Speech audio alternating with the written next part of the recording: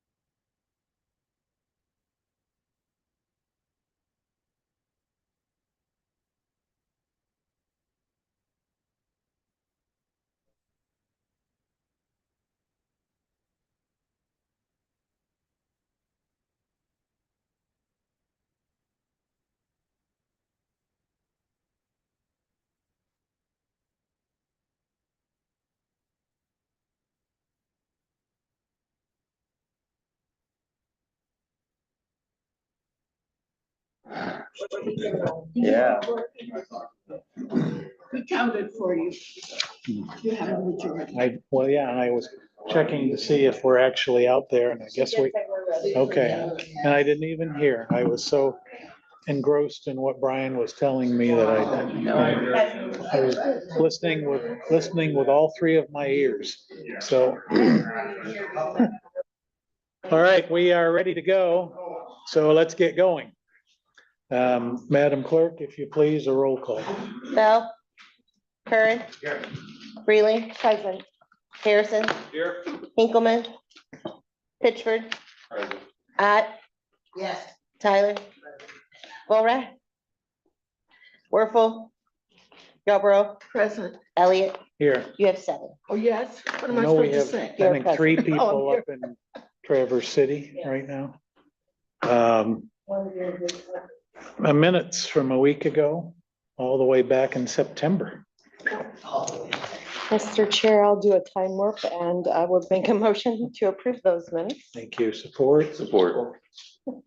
It's close, but I It think was. Freeling moved, supported by Pitchford. Any discussion? Hearing none, all in favor signify by saying aye. Aye. Opposed, same sign. Minutes are approved. Requisition review. Good morning. Does anybody have any questions about the requisition list? Thank you. Thank you. We need we're doing a public hearing? Okay. We're gonna need a motion to pause this meeting and then go into a public hearing to discuss the Glenlord and Hollywood Roads Brownfield plan. So moved. Moved by Harrison, I'll support. supported by Freeling. For that, I believe we need a roll call when you have time. Curran. Yes. Freeling. Yes. Harrison. Yes. Pitchford. Yes. Ott. Yarborough. Yes. Elliott. Yes. Okay, the regular meeting has been paused. The public hearing is convened.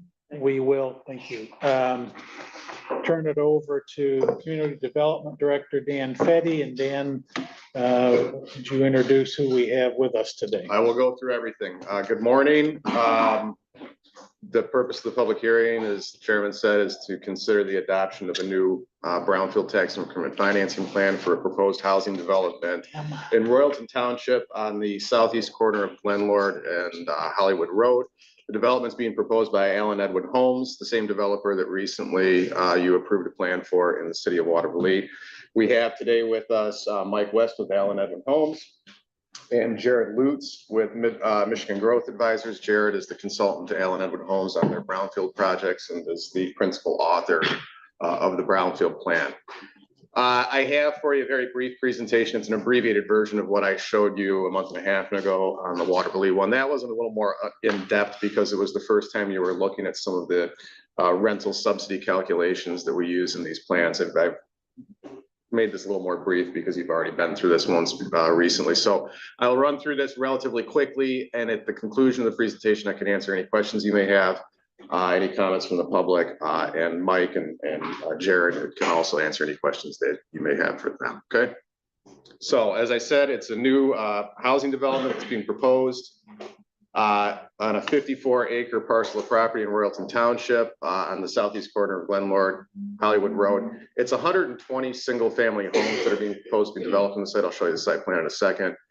12 of those homes are going to be income-restricted rentals at or below the 120% area median income threshold that we've discussed previously. 18 of the houses will be rented at market rate, and 90 are going to be sold at market rate, thereabouts. The total investment is estimated to be about $39 million, with construction starting potentially this fall. I think there might be some earthwork that takes place this fall, and it'll follow through in phases until about 2032 when the final units will be constructed. Now, we've talked about this before, but just to reiterate, there were changes in the Brownfield Redevelopment Financing Act 2 years ago that allowed for certain housing activities and private and public infrastructure necessary to support those housing activities to be considered eligible costs and thereby included in a reimbursement schedule under a tax increment financing plan. And that basically is what we're saying here.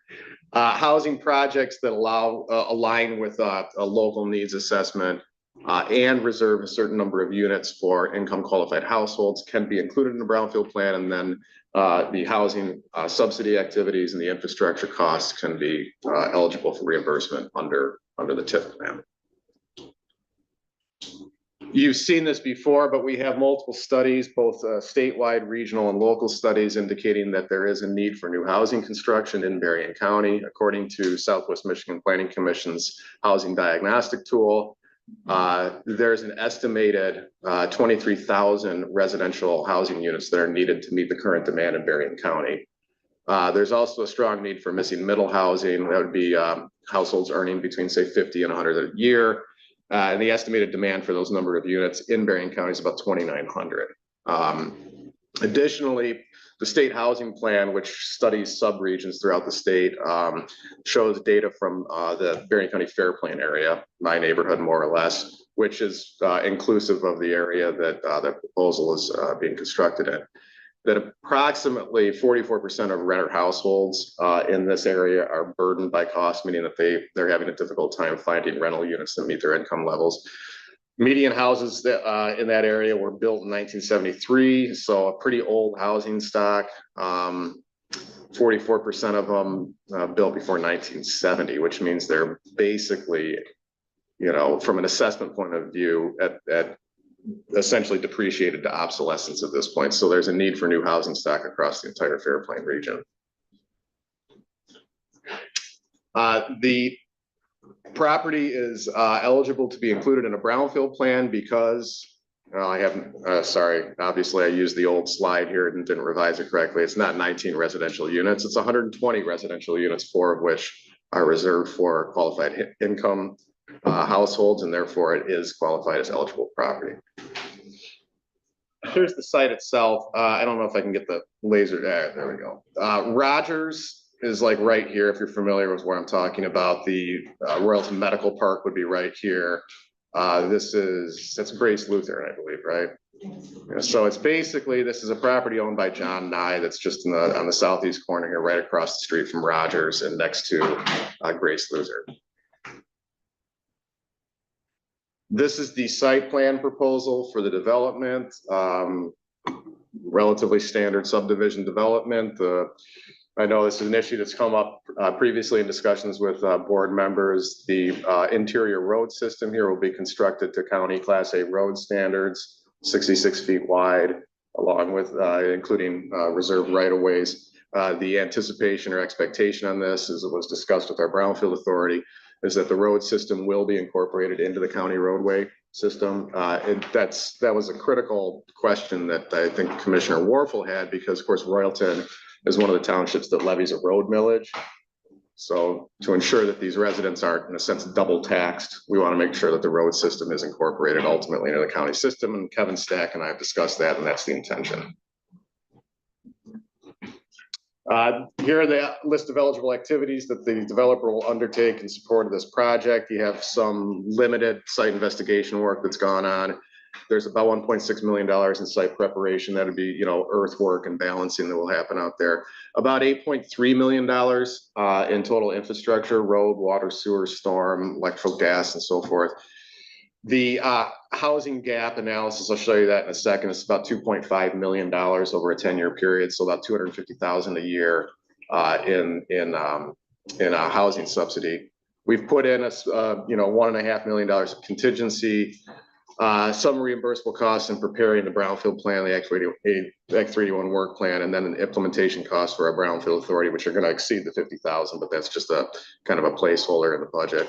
And then a 5% simple interest calculation on the developer's debt over time. I will say that in total, it's unlikely that the developer is going to see all of their interest reimbursed to them. I think that the plan duration will expire before the interest actually is fully reimbursed, and the developers are aware of that, and they're fine with that. I've shown you these calculations before, so I'm not going to go through in great detail, but basically we're talking about 4 bedrooms, single family homes. You remember we have what we consider to be the control rent that would be chargeable in this region, and then based on the household size, That is the rent that a household at 120 or 100% or 120% of AMI would be anticipated to be able to afford, which is this number here, $2,500 a month, approximately 1/3 of their monthly disposable income. But then we have control rents set by HUD of $3,800. So the gap between the two is the housing subsidy that we talk about. And we went through this in some detail last month. When you do the calculations, therefore, we're going to set a rent rate because we back out the utility costs. So we get just the pure rent rate of $2,000. That's what the property can be rented at for a 4-bedroom family of 4 household. $2,000 a month, control rent according to HUD, $3,800 a month. Here's your monthly rental loss. That's the loss that the developer would take on each house per month.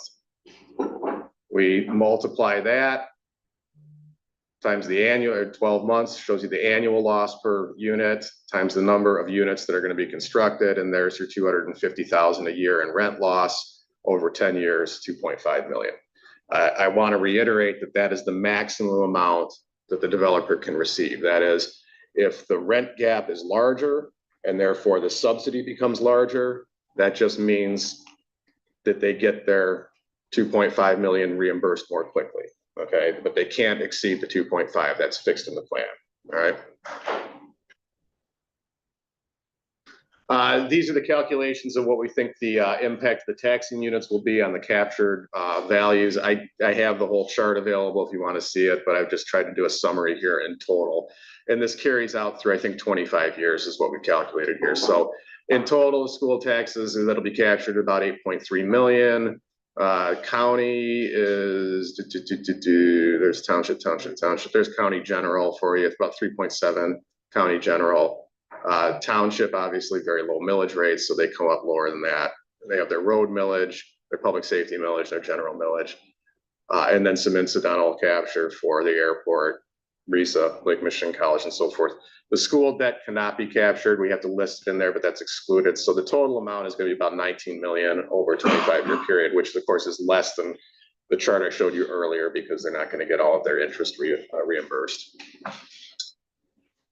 There's no debt associated with this, or public debt, I should say, associated with this plan. The cost of the plan is going to be financed entirely by the developer. No advances from the county or other local units are contemplated. There's no bonded indebtedness. We anticipate that the beginning date of capture is going to be January 2027 because they're going to have to get through the 26 construction cycle before the new value comes onto the rolls for 27 tax purposes. The plan should last about 25 years. Again, I've shown you the estimated revenues generated by the taxing units. I've shown you the legal description, location, and the characteristics, that being housing property, that make it eligible for inclusion of brownfield plan. There's no personal property tax capture associated with this because it's all residential property anyway. Personal property is not, residential personal property is not taxable to begin with. The proposed use of the property, that is the housing development, is consistent with Royalton Township's master plan. The site plan has been submitted. I don't believe the township has approved the site plan yet, but that is scheduled to be approved this fall. Berrien County Brownfield Authority unanimously voted to recommend approval of this plan. And then also on September 8th, the Royalton Township Board of Trustees unanimously passed a resolution concurring with the adoption of the plan. Okay. So those are the requirements of the public hearing, and I'm happy to answer any questions that board members may have. Yes, ma'am. Good morning. I do have a number of questions. The gentlemen that's sitting there are, and this is your project, your property? We have it under a purchase agreement with Mr. John. Okay. What I wanted to ask is, does any of the rent, can that go towards the sale or the ending up having purchased the property? Can you, yeah. Good morning.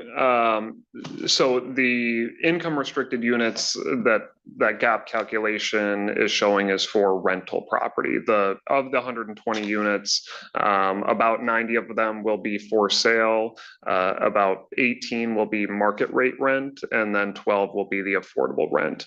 What's the 12? I didn't hear you. I'm sorry, 12 will be the income restricted rentals. Okay. I've talked to Dan about this. With Alan Edwin, have been trying hard to make the for sale affordable work, but it's very difficult to get those to work based on, the gap subsidy and the deed restrictions and some of the title issues. But we are trying to get affordable for sale at some point. Okay. And what school district are they in? I know there's schools of choice, but what school district will they be in? This is in St. Joe School District. When I wondered if applications have been done or you've checked Berrien County, because when you say 3,000 something for the rent and, none of it's affordable, it's a house payment or more. So, Commissioner, HUD sets those rent rates based on a statistical survey of the area. They seem exceedingly high, and they are. But what we do is we look at the HUD certified rent rate of 3,800 per Yes. month per unit. And then we look at what's actually affordable for a family making 120% of the area income. And the difference between what a family can afford and what HUD says is the rent rate, that difference is the subsidy. So HUD says a house this size should rent for 3,800. It's not going to happen, but that's what they say. And then MSHA says that a household family of 5 individuals at 120 AMI can afford about 2,000 a month in rent. So that gap becomes the subsidy. Okay.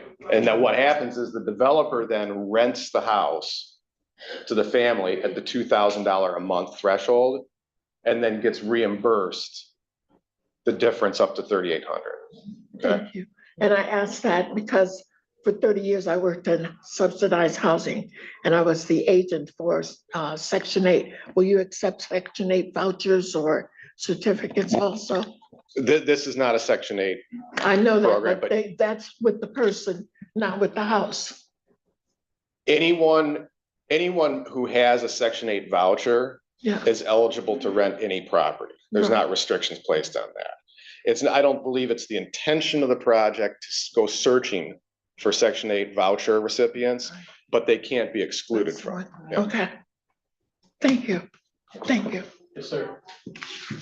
Dan, you said the difference between the HUD rent and local rent is reimbursed by whom? HUD? No, that's what the tax increment financing is, Commissioner. So when we collect the future tax revenues from the property, those get pooled together, right? And then some of that is used to reimburse the upfront infrastructure costs. So the developer tells us, they submit receipts showing how much they spent on the infrastructure, and we use that TIF to reimburse that. Some of it is used to reimburse that rental gap. Because you remember, they have the cost of constructing the building, and now they're renting it at a rate less than what their recovery is. So the TIF goes to pay that, not HUD. Okay, and then once it's at end of life, then the township would receive those funds then? When the TIF expires, when all the costs are repaid, so the infrastructure is repaid and the 10 years of rental subsidies are repaid, or the maximum amount, then we terminate that TIF plan. And now all the new value and the taxes resulting from that value go to the county, the college, Royalton, and all the other taxing units. So, and you can think of these projects as basically you're deferring your collection of new taxes for a period of time. But once that expires, then we get the new tax revenue out of it. But during that 10-year period, the taxing units are receiving a portion, They're receiving a reduced portion. They're receiving the revenue that they're currently receiving. So we set that baseline, we say, okay, this is what everyone is getting right now. You're going to continue to get everything that you're getting. Anything on top of that, though, gets captured and then gets used to reimburse these costs. So you don't lose anything you currently have. You're just not gaining new revenue right away. Okay, thank you. Yep. Ma'am. Thank you. I serve on the Brownfield Authority, and as Dan stated, we had unanimously approved this. I know this is our second one with the new Brownfield amendments that are available. And so, Jim, to your question, the maximum that they can collect on that rent gap is 2.5 million. 2.5 million over a 10-year period. Right, and then I think in general over that TIF, it's like 19 million that 19 million total. Yeah. the taxable units are, you know, holding off on while they make themselves whole with the investment that they're making. And so I am supportive of this. The one cautionary tale going forward, because I think we're going to continue to see these types of projects possibly be proposed here in Berrien County, is us just being mindful of purposeful growth. This is an old agricultural field, though it is zoned residential. And that's where it aligns with Royalton's plans. You think about where there's a health complex nearby, there's lots of just amenities with schools, grocery stores, things like that. So it certainly does make sense that this would be located there. I think my cautionary tale going forward is us just being mindful of that land use, because we're not making more dirt at any point in time. And so from a farming perspective and being in the ag industry, I want to be very mindful of what lands we're taking out of production of agriculture versus what purpose that will be used for. And housing is something that is, we've heard for years, is a huge need that we have within Berrien County. And so hearing that we have 12 units that are potentially going to be coming on that could be eligible even for Section 8, Yeah. you know, if somebody, I also serve on that Housing Resource Network committee, and hearing some of the struggles that they have of finding places for people to be able to live within Berrien County that are affordable. I'm very much supportive of this project, and I just wanted to make those comments known. Commissioner, if I can just add maybe two follow-up on that. It's always the case when we present brownfield plans to our authority and the board that we look for consistency with the local units master plan and future land use map, right? We don't want to be proposing projects that are contrary to what the community has already decided their land uses should be.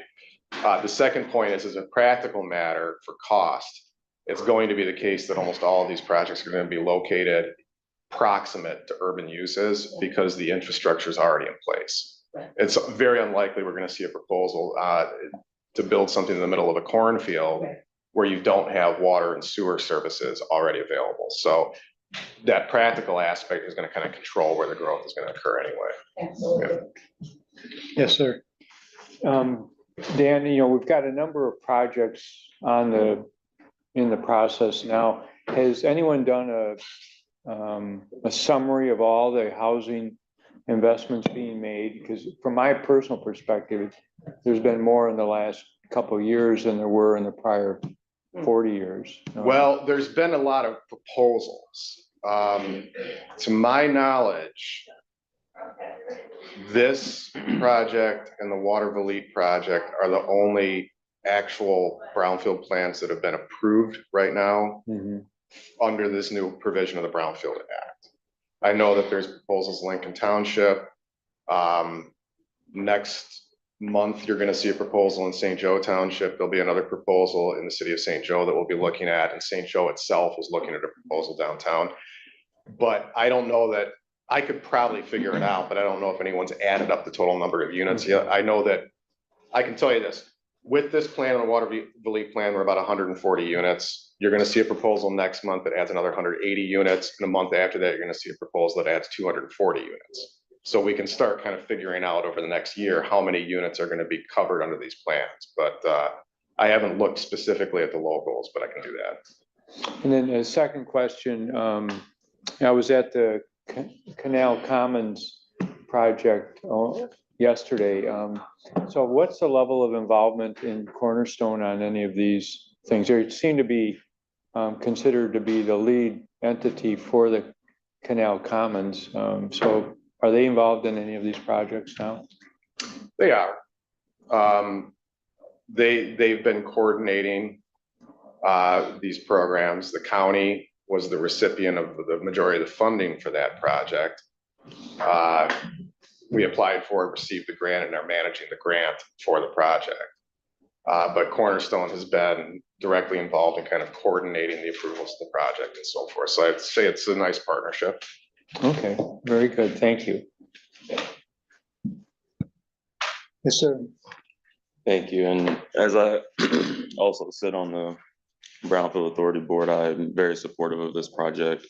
If I'm not mistaken, Dan, this reimbursement kind of apparatus is newer as these housing developments are able to get into the TIF and the Brownfield credits.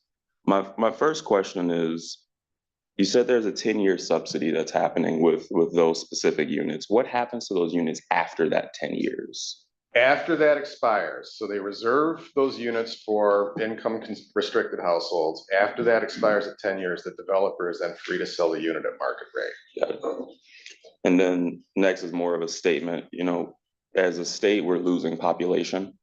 And it is really important that we build as much as possible. That's why this change with Brownfield is welcome, because I think it incentivizes a lot of developers to look at the housing space again and see a way to not only make a project pencil, but also provide housing to communities. And then on top of that, when we talk about affordability, it's a really important conversation.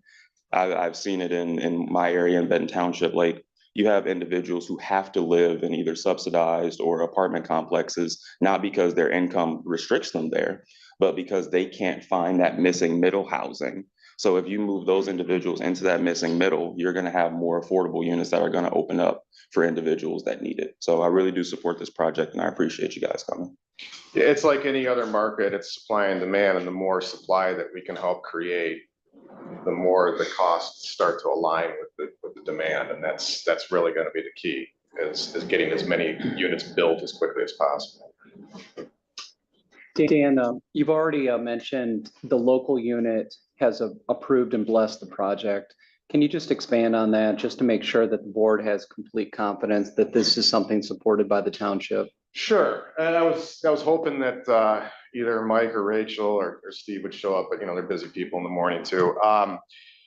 We first met with the township, I guess 2 months ago, to go through the project with them. We had a workshop with all the participants, answered all the questions, went through the math, the calculations, how it works.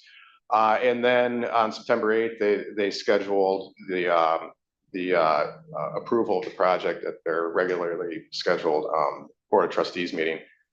There was very little discussion at the meeting. I mean, basically everyone on the board was satisfied that it was an important project. They're, you know, enthusiastic to see new housing developments, particularly in that area, which is right across from the commercial development and medical park. So yeah, Brian, it was a unanimous vote. I think the whole process lasted, what, maybe 10 minutes or something like that. So Royalton tends to be pretty easy folks to work with too. They once they make their mind up, they move quickly on things. Thank you, Dan. Anyone else? How are we covering our opportunity costs with all this? So what we do is, in that TIF schedule, we build in administrative cost recovery. Okay, so we don't, well, first of all, the Brownfield Authority has a fee schedule and a reimbursement schedule that they formally approved, and the Board of Commissioners has recognized that as well. On projects like this, we generally charge an upfront processing fee for projects where we are doing all of the draftsmanship ourselves. If, as in this case, you have a consultant that's doing a lot of the draftsmanship, we will waive the processing fee because there's not a lot of upfront work in that regard. The heavy lifting comes in the back end as we do the TIF payments, the reporting, and so forth.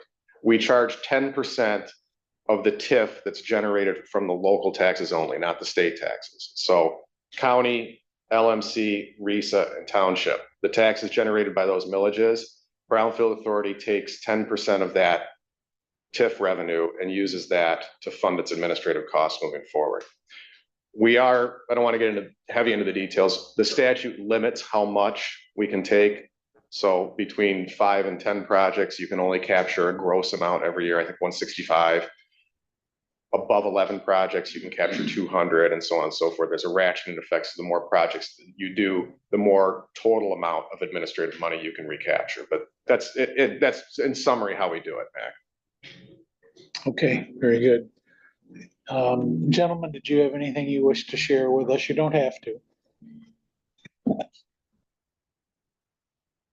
No, I'll just say, we appreciate your consideration.